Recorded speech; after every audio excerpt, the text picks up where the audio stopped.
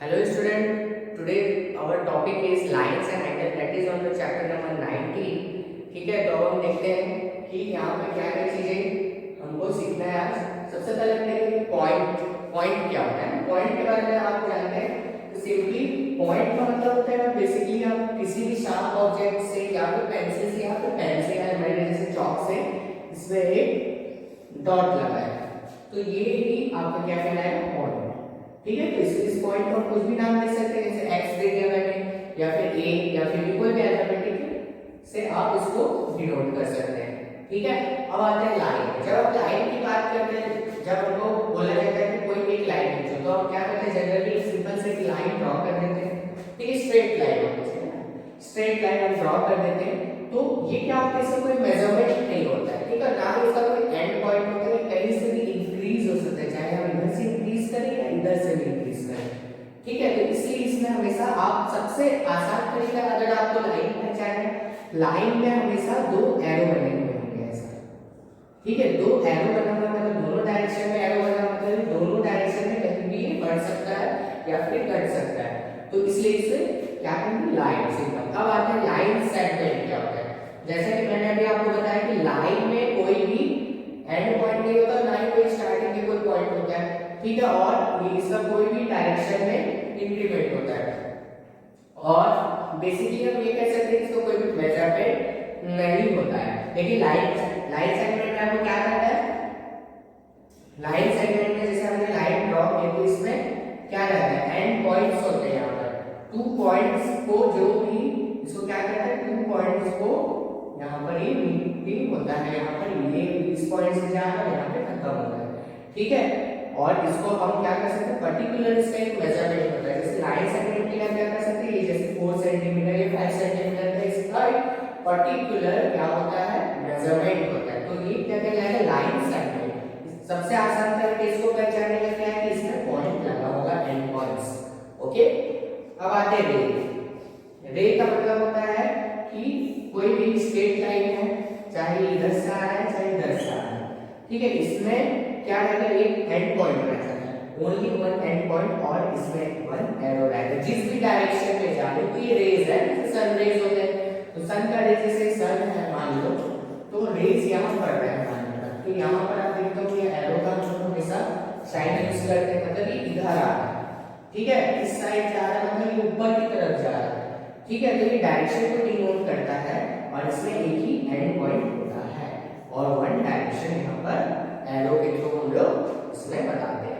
Okay, तो ये आप लोगों को समझ आ गया, ये वैसे प्रीवियस क्लासेस में देखा है ये चैप्टर में। ठीक है, तो अब जाने वाले अलग अलग टाइप्स के लाइंस क्या होते हैं। ठीक है, अब देखते हैं लाइन में क्या होता है। सबसे पहले यहाँ पर मैंने लिखा है इंटरसेक्टिंग लाइन। इंटरसेक्टिंग लाइन का मतलब क्या होता है, जब भी कोई दो लाइन क्या करता है, आपस में किसी पॉइंट पे मीट करते हैं ना, जैसे मान लो ये एक लाइन है और ये एक लाइन है जहाँ पे, तो एक ऐसा पॉइंट है जहाँ पर ये दोनों एक दूसरे को क्या करें, मीटिंग हो रहा है दोनों का, है ना, एक दूसरे को काट रहे हैं, समझो। ठीक है, तो ये जो क्रॉस है, जैसे आपने कोई क्रॉस रोड है, यहाँ पर है, ये एक रोड है और ये एक रोड गया है, तो ये दोनों क्या हो, इस पॉइंट पे ये क्या कर रहे हैं, एक दूसरे से मिल रहे हैं, मतलब ये क्या हो रहा है, ये इंटरसेक्ट हो रहा है। ठीक है, तो जैसे मान लो मैं मान लेता हूँ ये AB है और ये CD है। ठीक है, तो आप क्या करेंगे, इसका एक साइन होता है AB और दोनों तरफ यहाँ पे क्या लगा देंगे, एरो लगा देंगे। ठीक है, तो इसका मतलब क्या हो, AB और CD इंटरसेक्टिंग लाइंस हैं। ठीक है, अब आ गया पैरेलल लाइंस। पैरेलल लाइन को सबसे पहले समझने के सबसे आसान तरीके ये है, आपने रेलवे ट्रैक देखा होगा। रेलवे ट्रैक कैसे रहता है, इस तरीके से बना होता है रेलवे ट्रैक, फिर यहाँ पर ऐसा बना हुआ होता है, ये रेलवे ट्रैक नहीं। तो पैरेलल लाइन का मतलब क्या होता है, पैरेलल लाइन मतलब कि एक पर्टिकुलर डिस्टेंस पे, है ना, मतलब सेम एक पर्टिकुलर डिस्टेंस होता है दो लाइन के बीच में। ठीक है, जैसे मान लो इन दोनों के बीच का डिस्टेंस है 3 सेंटीमीटर 2 सेंटीमीटर, तो एक पर्टिकुलर डिस्टेंस पे दोनों रहते हैं। ठीक है, आमने सामने, तो ये क्या हो जाएगी, पैरेलल लाइन। ठीक है, तो पैरेलल लाइन का ही ये, जैसे मान लो यहाँ पर मैं यहाँ पर ये रखते, तो ये AB है और ये CD है। ठीक है, इन दोनों का पर्टिकुलर एक डिस्टेंस पे दोनों लाइन यहाँ पे दिया है, तो इसको क्या करेंगे, AB पैरेलल है CD के। आमने सामने दोनों रहेंगे, दो लाइन। जब भी दो लाइन आमने सामने किसी पर्टिकुलर डिस्टेंस पे रहते हैं उसे हम क्या कहेंगे, पैरेलल लाइंस। ओके, अब आते हैं परपेंडिकुलर लाइंस। परपेंडिकुलर लाइंस में क्या होगा कि एक लाइन दो लाइन यहाँ पे दिया रहेगा जिसमें से एक लाइन जो रहेगा हमेशा 90 डिग्री की शेप में रहेगा। ठीक है, जैसे मालूम मैंने ये बना लिया ये, ठीक है। तो यहाँ पर 90 डिग्री का मतलब क्या होता है, हमेशा स्ट्रेट लाइन में रहेगी, है ना। तो ये क्या है, 90 डिग्री है। ठीक है, जैसे मान लो ए बी और ये सी, ठीक है। तो यहाँ पर क्या कर सकते हैं हम, इसमें क्या बोल सकते हैं कि इसका जो साइन का तरीका है ये क्या हो जाएगा, ये ए बी परपेंडिकुलर है इसमें सी बी। ठीक है, तो इस तरीके का उल्टा टी भी आप बोल सकते हैं। तो ये परपेंडिकुलर का साइन होता है। ठीक है, तो इस बेसिस पे आपको इस चैप्टर में क्वेश्चंस को सॉल्व करना है। तो जो भी आपको इस एक्सरसाइज में दिया रहेगा, जैसे आपको लाइन पहचानने के लिए दिया रहेगा, पॉइंट क्या बताएगा, उस तरीके से फिलअप्स बनने को दिया गया है, तो उसको आप लोग कर लेंगे।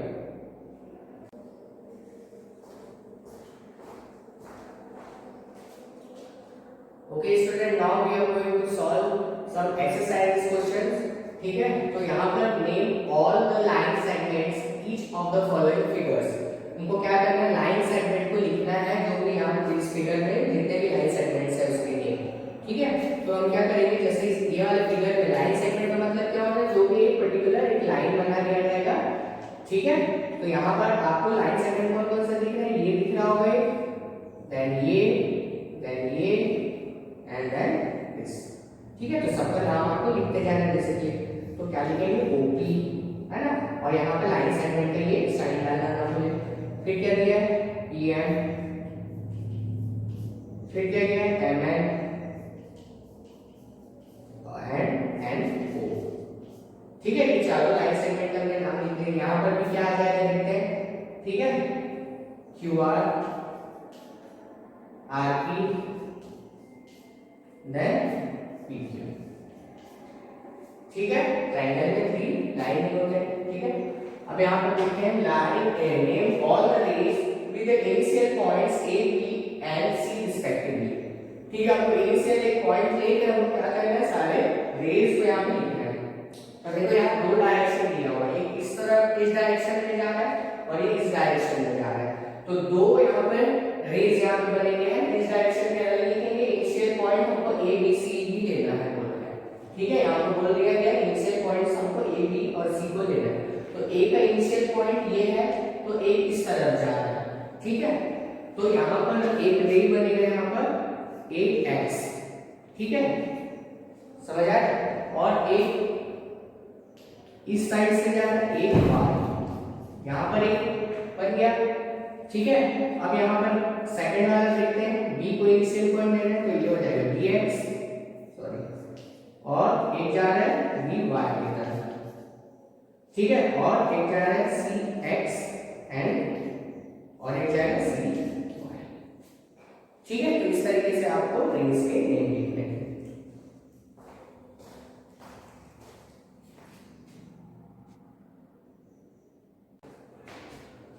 Okay student, now we will start exercise 2। Exercise 2 में हम देखेंगे डिफरेंट काइंड्स ऑफ फिगर के बारे में।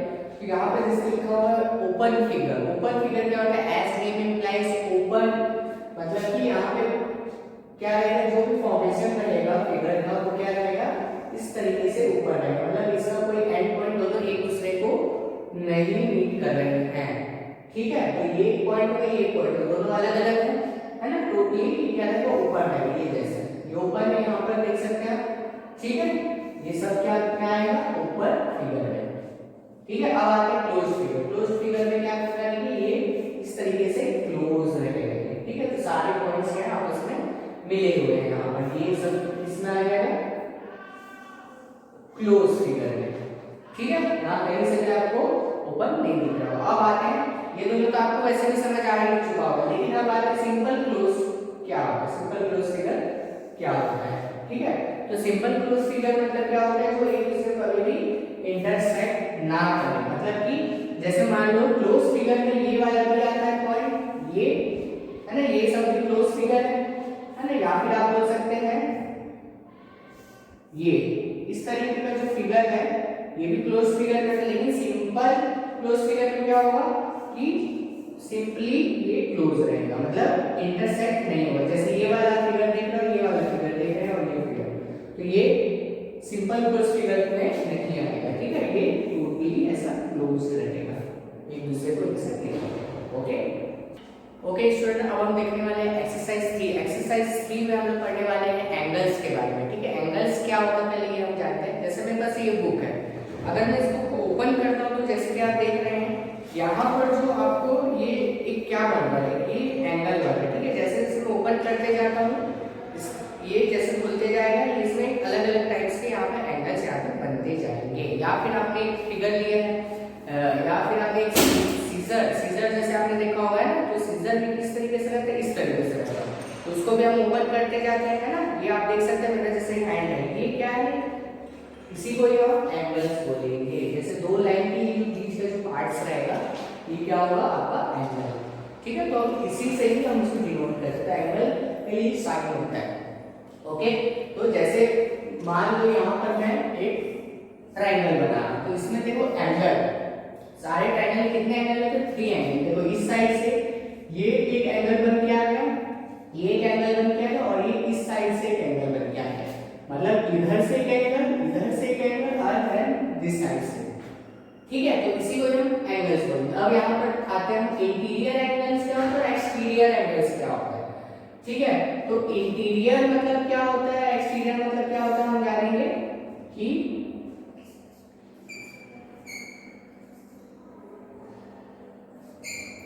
ठीक है। तो इंटीरियर इंटीरियर का मतलब होता है कि अंदर की तरफ जो भी आपका एंगल बन रहा है वो इंटीरियर एंगल, और बाहर की तरफ जो भी आपका एंगल बन रहा है वो क्या हो रहा है, एक्सटीरियर एंगल्स कहलाएगा। जैसे कि यहाँ पर एक एंगल है, ये अंदर की तरफ बन रहा है, ठीक है। अगर मान लो हम इधर एक एंगल बनाने की कोशिश कर रहे हैं, मान लो इस साइड, तो वो क्या होगा, बाहर का एंगल हो जाएगा, ठीक है। तो वो एक्सटीरियर एंगल हो जाएगा। तो यहाँ पर जितने भी यहाँ पे बनेंगे पार्ट्स आपके, ये क्या हो गए, इंटीरियर एंगल। यहाँ पे मैंने यहाँ पे स्मॉल ए लिया है ना, यहाँ पर जो भी पॉइंट है इस यहाँ पर, अगर मैं मान लो ये इसको यहाँ फिगर के इस तरफ यहाँ पर कोई पॉइंट ले रहा हूँ, मान लो आर ले रहा हूँ, यहाँ पर टी ले रहा हूँ, तो ये सब क्या दिख रहा है आपको, ये जो पॉइंट है इंटीरियर एक्सटीरियर पॉइंट कहलाएंगे। वैसे ही एंगल्स भी आपके इसी तरीके से बनेंगे, ठीक है। तो इंटीरियर मतलब ये अंदर की तरफ जो भी आपका एंगल बन रहा है, और बाहर की तरफ जो भी आपका एंगल बन रहा है जैसे इस तरह, तो ये क्या हो जाएगा आपका एक्सटीरियर एंगल्स बन जाते हैं। Okay student, now we will solve the questions of exercises. Name each of the following angles, also identify vertex and arms. तो यहाँ पर हम क्या करना है कि एंगल्स के नेम हमको लिखना है, और आपको आइडेंटिफाई करना है वर्टेक्स कौन सा और आर्म्स कौन से यहाँ पर, ठीक है।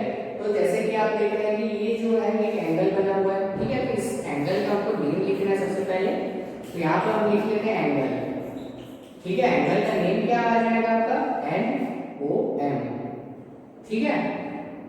या फिर आप क्या कर सकते हैं, एम ओ एन, एंगल का नेम। तो एंगल का साइन यहाँ पे लगाएंगे, एंगल एन ओ एन, ठीक है, इस तरीके से। और यहाँ पे क्या आइडेंटिफाई करने वाले, वर्टेक्स, ठीक है। वर्टेक्स मतलब क्या होता है, जब दो एंगल्स के बीच का जो पॉइंट होता है वो क्या कहलाएगा, उसको वर्टेक्स। तो वर्टेक्स हो गया ओ, ठीक है। और आर्म्स कौन सा दिख रहा है, आर्म्स मतलब जो इसे साइड से या फिर जो एंड जिसको बोल सकते हैं हम, तो ये है ओ एन और O N, O N and O N, okay. अब यहाँ पे देखते हैं नेक्स्ट क्वेश्चन क्या बोल रहा है, study the figure and right another way. तो इस फिगर को हमको देखना है ध्यान से, और इसमें जो जो पूछा हमको लिखना है, इसका नेम निकालना है। तो यहाँ पे एंगल 1 यहाँ पर दिख रहा है आपको, तो उसका नेम हमको अलग से लिखना पड़ेगा। यहाँ पे देखो ए ओ सी, देख सकते हैं आप, ए ओ सी, ये एंगल बन रहा है, एंगल 1 है, इसका अलग से नेम क्या है हम लिखेंगे आंसर करके, एंगल ए ओ सी, ठीक है।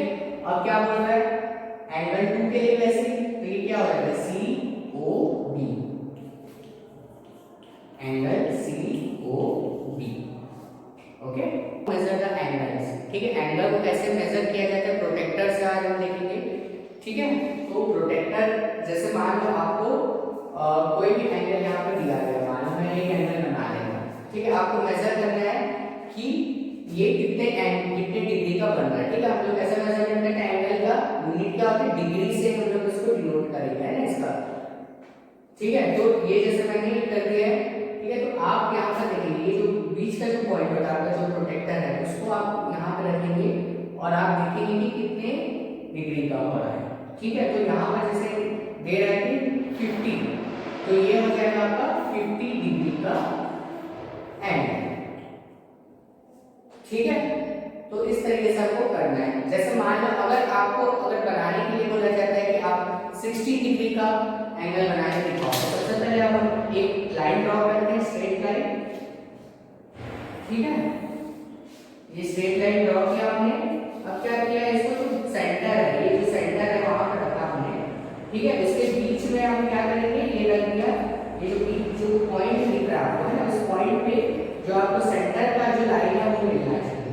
ठीक है, ये यहाँ पर तो एक निशान दिया है जैसे कि आप देख सकते हैं, बट आपने क्या दिया है, एक लाइन वेक्टर दिया रहेगा, तो उसमें आप देखेंगे ये क्या होता है, स्ट्रेट लाइन होता है। ये स्ट्रेट लाइन बने, है ना, देखिए 90 डिग्री का स्ट्रेट लाइन। अगर आपको 60 डिग्री बोल रहे हैं तो आप नीचे आएंगे 60, ये बोल रहे हैं 60 डिग्री का। ठीक है, तो यहाँ से आपको क्या करना है, लाइन ड्रॉ करना है। ठीक है, आपने पॉइंट कर दिया, अब यहाँ पर इस पॉइंट को आपको मिलाना है। ठीक है, ये आपका बन जाएगा 60 डिग्री का एंगल। ठीक है, वैसे एक और मैं बना के बताना, तो जैसे मान लो आपको बोल रहा है 100 से ज्यादा बेस बन जाता है।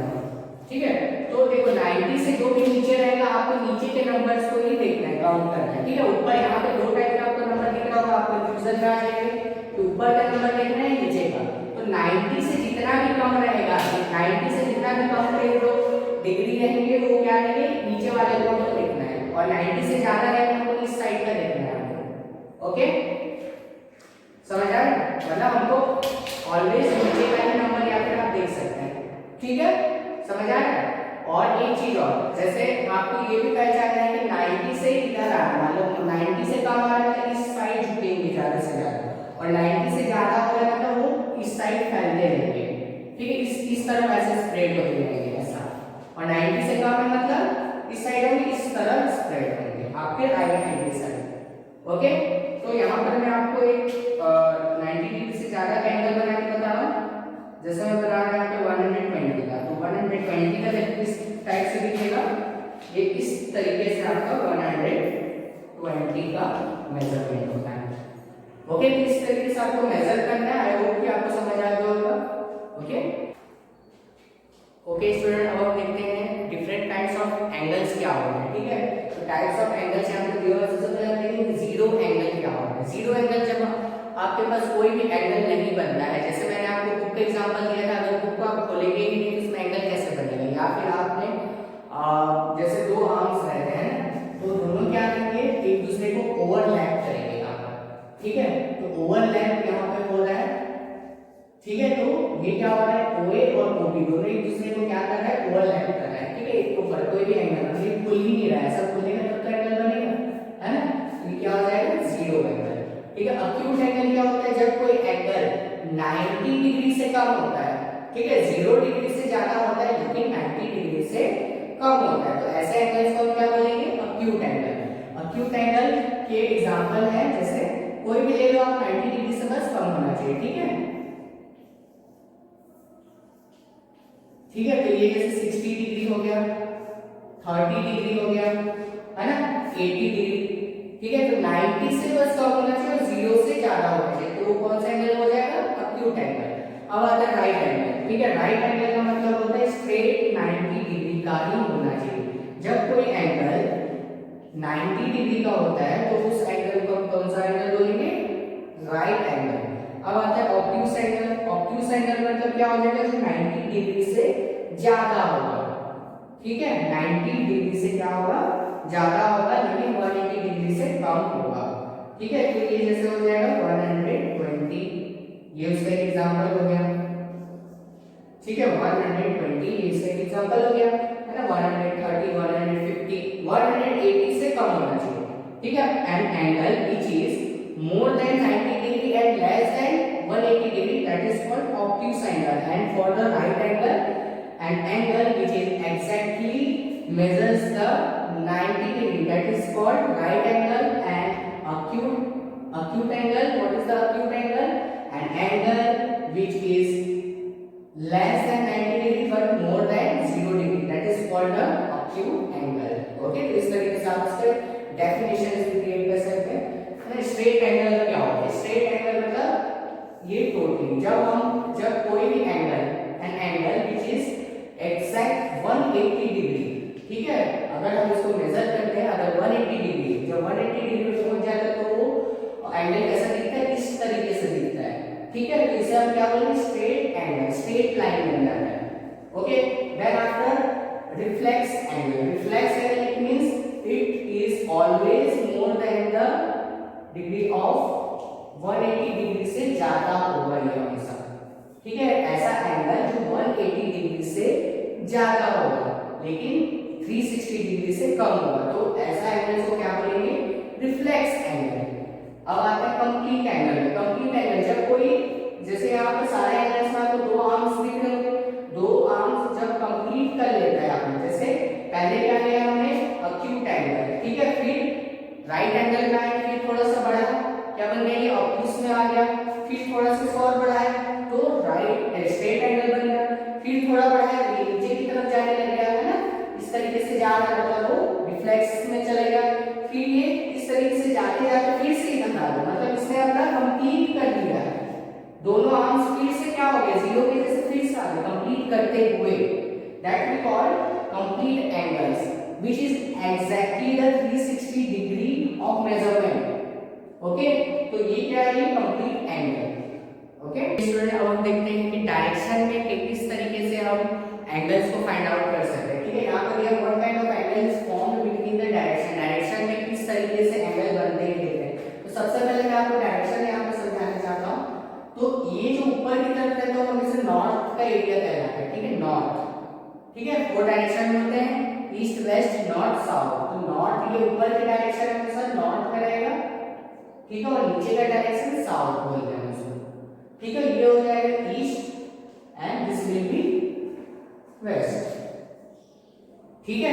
तो ये हमारे 4 डायरेक्शन हो चुके हैं, ठीक है। अब हमको क्वेश्चन के अकॉर्डिंगली यहाँ पे देखना है नॉर्थ एंड ईस्ट, नॉर्थ और ईस्ट को हमको देखना है यहाँ पर, ठीक है। ये ईस्ट है, ये नॉर्थ है, ठीक है। ये दोनों में आपको कौन सा एंगल दिख रहा है, ऐसे ये दोनों को देखना है आपको। अगर हम बात करें इस चीज को, अगर मैं यहाँ पे छुपा दूंगा, ठीक है, तो आपको ये कौन सा एंगल दिख रहा है? ये इस तरीके का एंगल आपको दिख रहा है ना, मतलब ये स्ट्रेट एंगल है ना, ये मतलब स्ट्रेट लाइन आपको बना हुआ है, परपेंडिकुलर है, ठीक है। मतलब ये कौन सा एंगल हो जा रहा है आपको?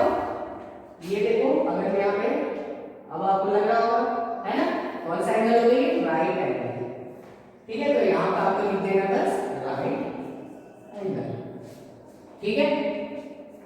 अब लिख देते हैं राइट एंगल। अब देखो यहाँ बोल रहे हैं north and south, north and south में देखो ये नॉर्थ है, ये साउथ है, ये कौन सा एंगल बन रहा है? ये स्ट्रेट एंगल बन रहा है, ठीक है। अब आते हैं south and north west. South, ये है साउथ, अब आते हैं नॉर्थ वेस्ट की तरफ, मतलब इस तरफ आपको जाना है, ठीक है, नॉर्थ वेस्ट बोल रहे तो इस तरफ आपको जाना है। तो ये साउथ में अगर हम इस तरीके से जाते हैं, ठीक है, तो कौन सा एंगल बन जाएगा? ये आप जैसे कि देख रहे हैं साउथ है, ठीक है, हम गए इस तरफ, कौन सा एंगल बन रहा है ना, ये होता है 90 डिग्री, और इस साइड जाएंगे तो जैसे कि मैंने बताया था क्या होता है?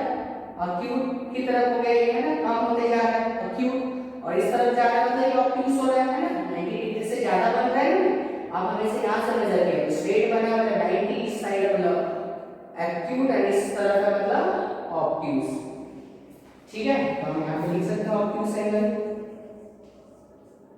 ठीक है। अब बोल रहा है south and south west, south और साउथ वेस्ट की तरफ जाना है, मतलब फिर से हमको किधर जाना है? साउथ और साउथ, ये साउथ है ना, साउथ वेस्ट की तरफ जाना है ये, ठीक है।